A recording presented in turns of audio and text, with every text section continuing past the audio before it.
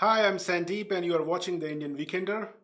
Earlier this afternoon, National Party has launched its small business policy, which has pledged support for the small business sector. Expressing support at the time of launch, the leader of National Party, Judith Collins, was joined by finance spokesperson Paul Goldsmith and the spokesperson for small businesses, Andrew Bailey, as well. And Judith said that the only sustainable way to create new jobs is to reduce barriers, costs, and uncertainty for the private sector, and in particular for the small businesses. So, it is an important policy area, especially for our Kiwi Indian community, not only because we have got a majority of small businesses within our community, but also those small businesses employ our migrant workforce as well. So, their well being is very important. And more importantly, as we all know, that small businesses has been facing the maximum brunt of this COVID-19 situation, the lockdowns that we have faced in March and April, and the lockdown that we are facing right now in Auckland.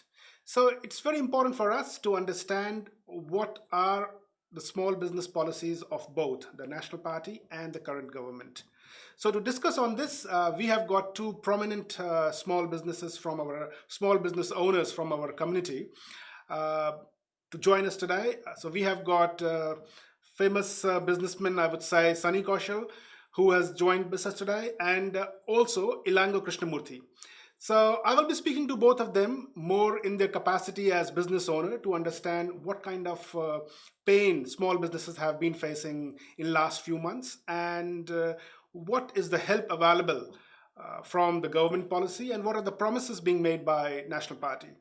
And we will also try to understand what is in store in this national's recent policy launch. So, first of all, I would like to speak to Ilango Krishnamurthy, and I will touch base with him, and we will see what has been his experience as a business owner in the last few months. So, welcome to our virtual studio, Ilango. How are you today?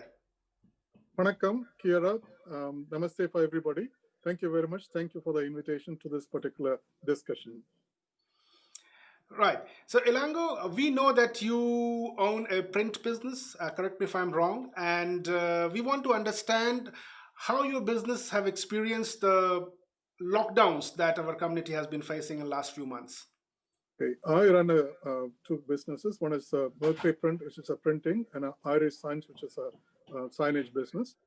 Uh, Currently, we are on level 4. When we were in level 4, and when it became level 3, we were an essential service. So we were able to operate during that time. But our turnover dropped like 50% or sometimes 70% in the start of it. And thanks for the government and their subsidy scheme, which helped us to retain all our staff. And also in terms of our, about the temple which I belong to, I'm a treasurer there. And then we also got subsidy for those two priests who is there, which helped us enormously in running the temple and in a maintain every facility possible to give it to the community. So we are very, very happy with that particular process. Thank Right. you. Okay. Thank you. Now I would like to speak to Sunny Kaushal. As I understand, Sunnyji, you are into hospitality sector, which is obviously facing the maximum brunt of this COVID-19 situation. We do understand the pain that your sector is experiencing. So I would like to get your views as well. What exactly your thoughts are, and what are the pains that small business owners are facing right now? Thank you, Sandeep ji. First of all, good afternoon to all the viewers who are watching this program. As you rightly said, this is extremely hard times, in particular for the small businesses. Now, this is probably in last 160 years. This is first time that the small businesses are facing such a serious situation, and the economy is at this stage is going down. So talking about my own business, I'm into the tourism and hospitality industry, and I run businesses in that particular industry. So this industry, as you know, is the largest export earning industry for New Zealand, which earns about $41 billion, which is approximately $112 million per day industry. But this is the industry which is now come to complete halt. And more than any other industry, when we can talk about during the COVID time, this is the tourism and hospitality industry which has been affected the most. In particular, when I'm talking about my business, it's a multifaceted business that has accommodation part.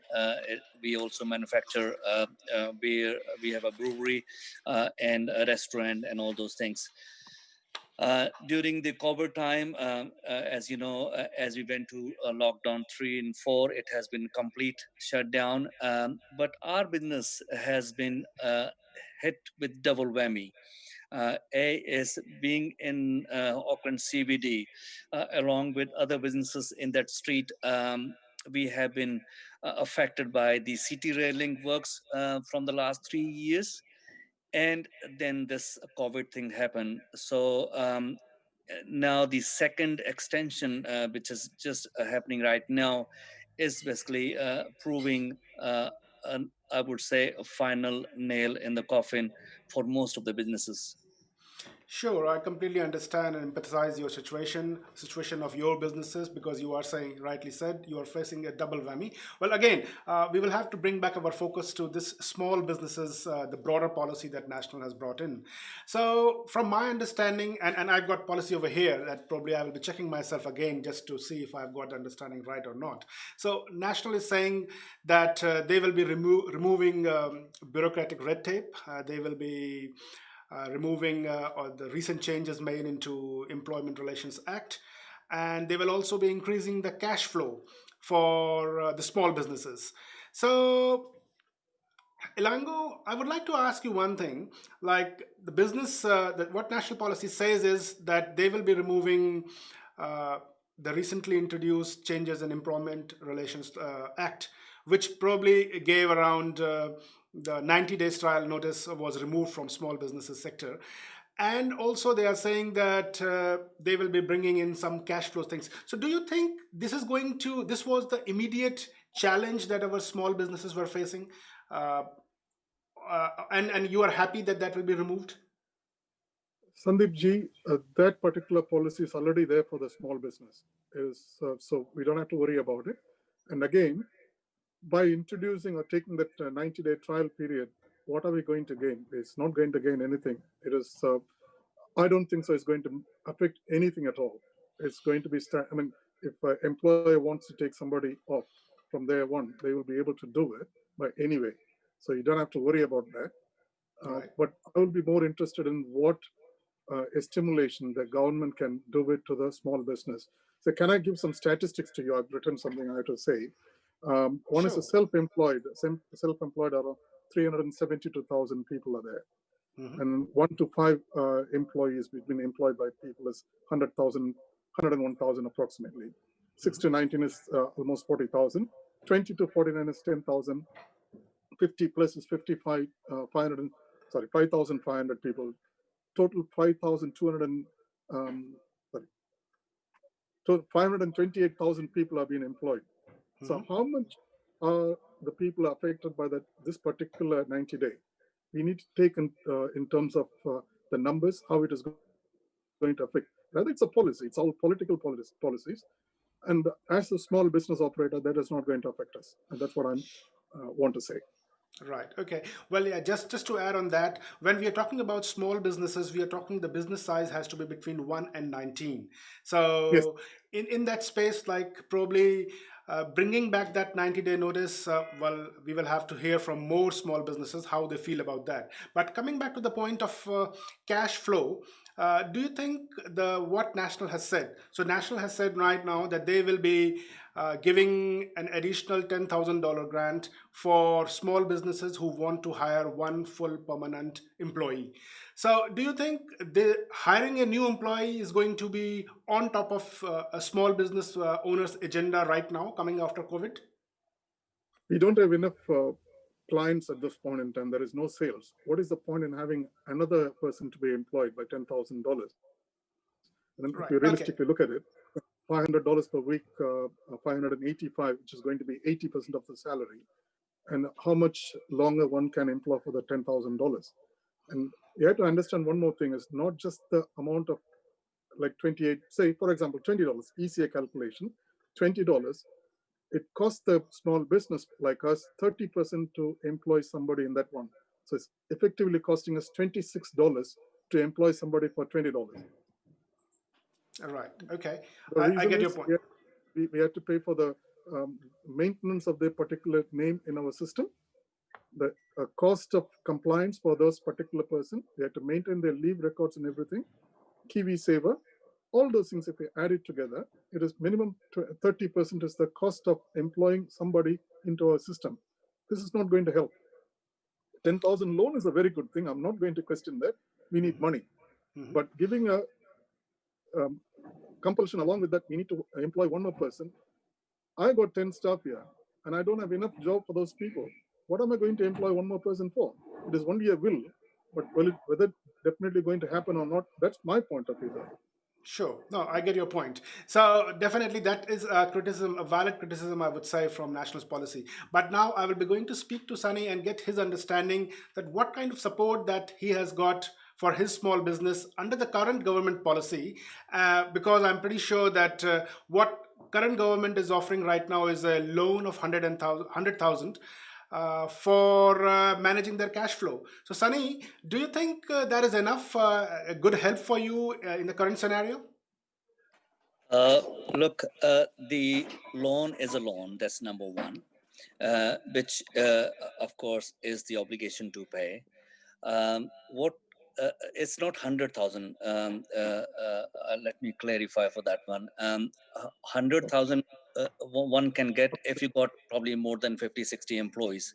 So there is, I think, $10,000 and plus $1,800 per employee basis. So if you look at the average size of the small businesses, so people would hardly qualify about $25,000 maximum, even if the biggest of small scale the businesses, say 20 employees. So which is not enough even to pay for 3 weeks rent. So but what National has announced about that $10,000 that you were saying, that's really going to tremendously help. I understand what Ilangu has mentioned, but again, it depends upon the industry to industry. I can tell you my example, or the example in the hospitality industry, for example. So, in fact, I have in our business, so we have hired 5 or 6 more people. It's Right. I mean, it's very unusual to hear that one side we are struggling, on the other side we are hiring people, because what is happening, all of us, the life wouldn't be the same after COVID. It wouldn't be the same how we used to do business, so we have to reset the models, we have to change our thinking, go outside the square. So that's what exactly I'm trying to do, is I'm resetting the model of my business, and introducing some new initiatives. When you do new initiatives, of course it takes time, it's a cycle of growth. For that one you require people, right? So Sure. for example, in one of our, because I got a 5 floor heritage building. So one of the floors was not getting utilized from last 2.5 years because of the city rail link and all. So after talking to a lot of people and the consultants, and also we have come up with an idea of introducing an international buffet and few other services with that one, that requires some people, that requires more chefs, that requires Sure. more front of house people. So if this policy was there, say $10,000 cash payment to those businesses who are hiring additional staff, I would have been probably got another 60, 50, $60,000 as support, which would Sure. tremendously help the businesses like myself. And also, this is also a commitment to keep New Zealanders in job. Sure. Now, I think, yeah, that's a quite good explanation, I would say, Sunny. I understand that Elango might have some view and we will speak to him a bit later.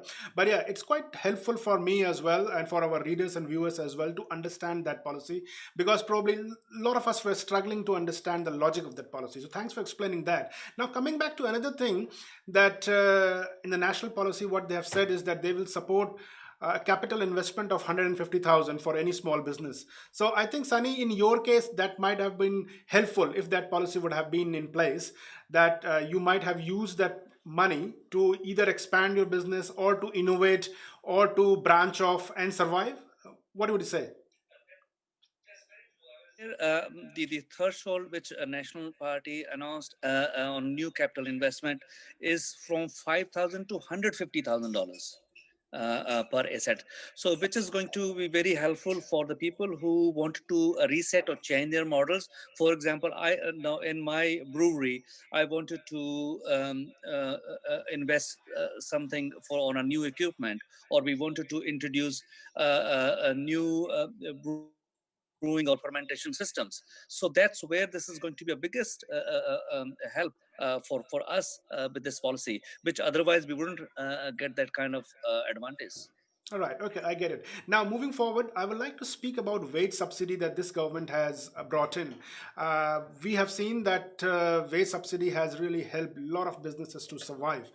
And Sunny, I want to ask you now, before I go to Lango, that how you have found this wage subsidy support. Has it been helpful to you to survive during these struggling times?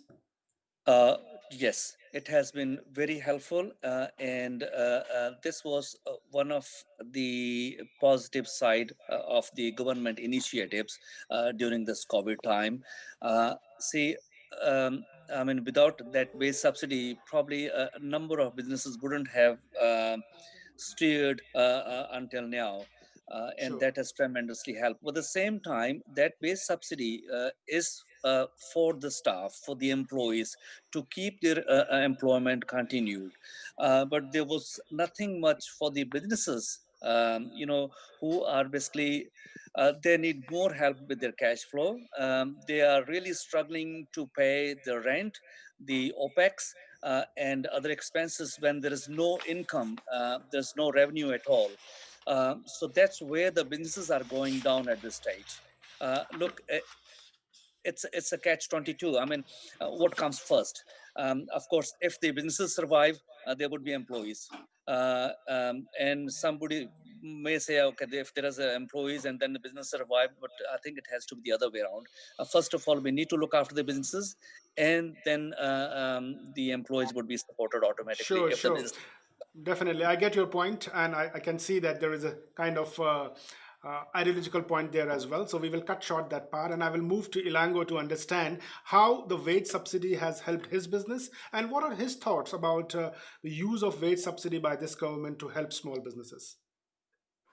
First of all, we need to thank the government, and Sunny, what he said is rightly, which helped the small business. Thank you, Sunny, for highlighting that.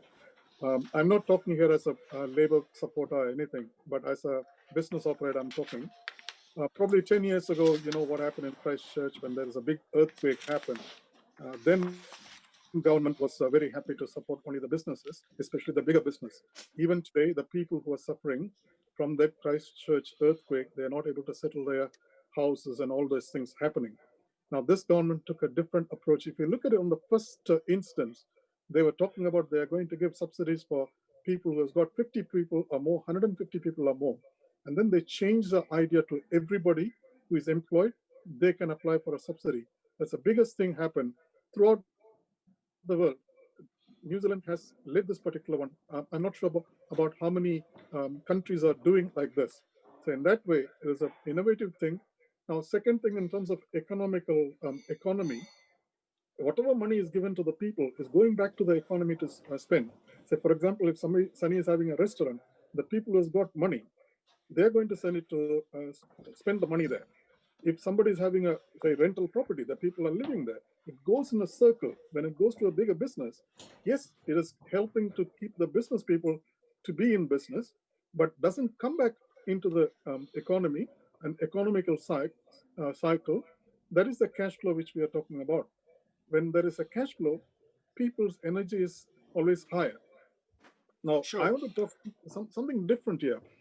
We have to understand that traditionally, the bigger business talks about strategy, how they're going to improve, how they want to do things. But as a small business, we are not talking about strategy.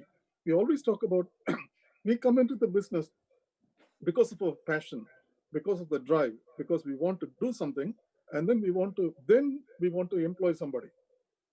Bigger business starts with a base that this is what we want to make, how much money we can make. So there's two different ways of looking at it in a business.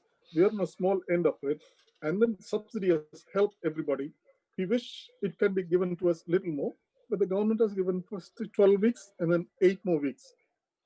Right. I'm Okay. talking about as a community organization in our temple, we took the first 12 weeks, and currently the 2 weeks we had taken Sure. before. Now, we get your point, Elango. Surely, wage subsidy has been quite helpful to a lot of small businesses, to employees as well, for keeping their staff.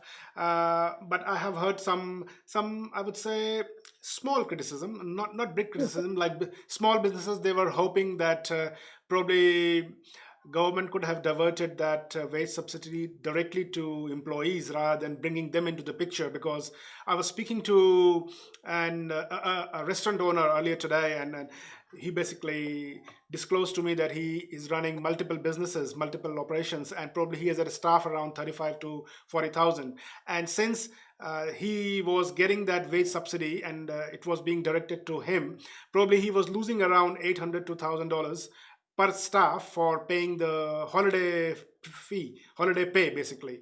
And that was a huge, again, he said, if I look on my all small businesses that I'm running, probably with 35 staff, I'm in debt of $35,000 just for putting in wage subsidy for the employees. Government could have done better there by putting that money directly into individuals' pocket. Do you have yeah. any thoughts on that, or you share the same If sentiments? there is no subsidy, we will not be talking this one. Fair enough. Now I get your point. I I'm definitely. from Tamil Nadu. We are Tamilians. There is a saying that the child who cries gets the more attention. The moment you give more attention, they'll cry more and more. Well, that is And that is no very end to common it. to everyone. I would say Yeah, to the no, broader Kiwi yeah, Indian community. there is no end to it. There is no end to it. But I think at that particular point in time, whatever they have done is best for the community and also for the country. Right. That's all. Okay. Now coming to the cash flow things, were you happy with the what this government came with the cash flow scheme in? I think on 1st of May, where they offered this 100,000 loan to businesses. So, as a business owner, what are your thoughts on that? Was it helpful for you to I stay agree with afloat? Sunny. I agree with Sunny in this particular one. Very difficult to qualify for that particular one. 10,000 plus 1,800 per person, and administration cost is very high. Right. IRD is the one to do it, Mhm. and I personally would suggest go to the bank and get a loan than to go to the IRD, because IRD is a very thin knife. It can go anyway. It'll come back to you in a bad way. That's my personal saying. Mhm. Some people would have used it, and I've seen a couple of people used it through our accountants. Mhm. I have not used it, and I borrowed money from the bank. That's what I'm saying. Right. My Okay. approach is different. No, that's great. Well, what we are trying to do over here is just trying to understand what kind of support. Probably, I'm very confident that through our conversation today, a lot of our small businesses in the community, they might be able to reassess and re-understand the policies that are being offered currently by the government and that is being promised by national and the opposition as well. So that's the goal, to educate our small businesses within our community as well. Now, coming to the national's promise of removing bureaucratic red tape. Well, my understanding is that that is a part of a small business policy, but that was not an issue in the last 5 months of COVID-19 infected world. But anyways, it's always good to have some policy on the table. So, Sunny, my next question is to you. Uh, what would you take of this national's promise of removing the red tape and the bureaucracy in small business operations? Look, first of all, if you look at the whole helicopter view, um, if you look at the businesses enterprises in New Zealand, 97% of them are SMEs, small to medium size enterprises. And they support nearly 29% of total employment, which is nearly 600,000 people. And these SMEs or small businesses, they contribute 30% to the GDP of New Zealand. So and then they are the ones who are also facing the brunt of this bureaucracy. So the compliance, the cost of compliance and the tax system, that's where we need more flexibility, and also that it should not be so expensive. We do not need to go through those layers of red tapeism. And that's what need to be stopped, which I think it's good that the National Party is addressing this one, and this is now becoming a part of the policy. I have a number of examples, even when we are dealing with the central government or even with the local councils, how these small businesses are made to pay from their noses. So we are looking forward to this one, and this is really going to be very helpful when it can be Uh, implemented. yeah, thanks, Sunny, for that. Now, Ilango, would you agree with that same similar sentiments? Have you been facing some red tapeism that is, as a small business owner lately, that you Yeah. think needs to be Nothing addressed? lately. Nothing lately, Sandeep. I mean, Sunny is right in saying what she said, but it's all political statement there. There is nothing specific. I'm going to say a few specific things here. Mhm, Last year, the government changed the PAY filing system, the IRD. mhm, Earlier, we used to do it on a monthly basis. mhm. Now they came to a say of payday basis, which is every week. As a small businessman, it takes half an hour to 1 hour of their productive time into a non-productive time. That could have been avoided. Now, second thing is, we were all forced to go to a external agency to follow the payroll system. Now, if the external agency makes any mistake, we are liable as a small business operator. Mhm. And we were asking the IRD as a group of employees from this area, that we were asking the IRD Mhm. to give us a system through which is a direct system. We will pay $30 or $50, which we are paying to the MOUB or Crystal Payroll or whatever it is. We do the same thing with the IRD. So Mhm. they can manage everything. The Right. liability of not compliance by mistake of somebody else will not come to us. I'm talking specific things here. Now, another silliest thing, I'm just saying, this is 3 months ago what happened. Every time we pay PAYE through our banking system, just go and click down and say PAYE, we know what it is. Mhm. Now, newly, they have changed the name to something like employment activities or employment, whatever it is. Mhm. There is no logic to it. Somebody decided to change it. Sure. Why can't they use some common sense? And And the third one, probably, yeah, just to add on that, probably there is not enough education of our small businesses, because picking up from what Sunny was pointing, that probably 90% of our workforce is in that small business space. So they also need a little bit more education and training, isn't it, Ilango? yes, of course. Now that I'll come to that, what I want is a training. We'll come to that one. We are talking about the red tape problems. Mhm. The Employment Act on the personal grievances is a bit of a complex area, Mhm. and it takes a long time for everything to happen. That is a one thing which I want to think about it. The next one is we can we can simplify the depreciation table. Like currently, it takes 15 years to depreciate something to X amount of amount at zero. Sorry, takes back to zero. National said that no, we will not take it to zero. We'll take it to an arbitrary amount of $3,000 or $5,000. We'll stop that area and then we'll write it off. That's a good thing, which is very simple, which can be done. So education and training is very, very important. And then WorkSafe.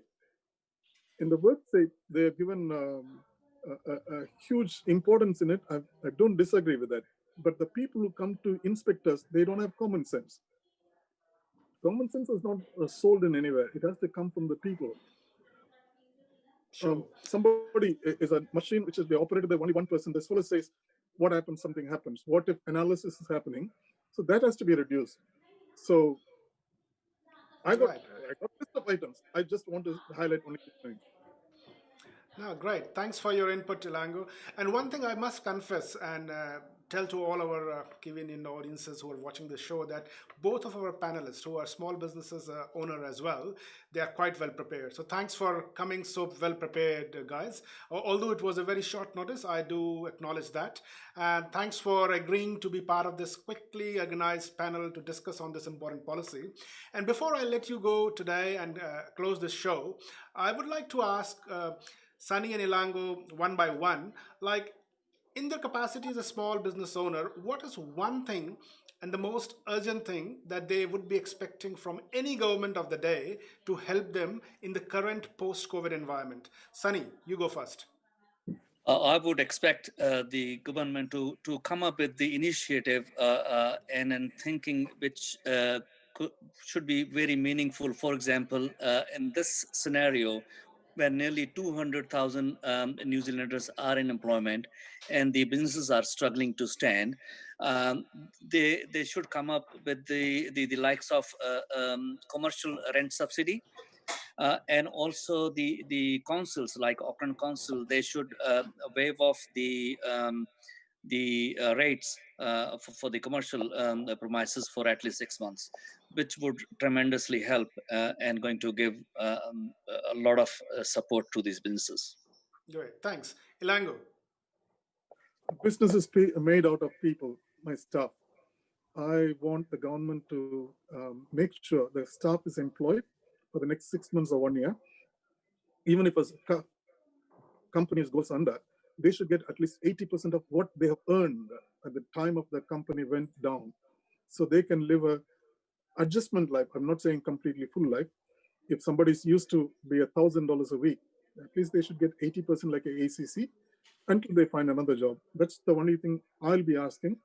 Business-wise, when we are able to take care of our staff, and when the COVID level becomes 2 and then 1, there is a lot of positivity will be among our staff. When our people are stronger, everything will be strong. That's what my feeling. So that's what I'll be asking a government. Great. Thank you. Thank you very much, guys. I really appreciate your sentiments and you, both of you, sharing your sentiments and joining us on the fly and sharing your wisdom as well. So thanks for your time today. So this is Sandeep from Indian Weekender on our brief discussion on small businesses, policy launched by National Party. We will continue to have discussion around this issue sooner, and we will get in touch again with you. Thank you.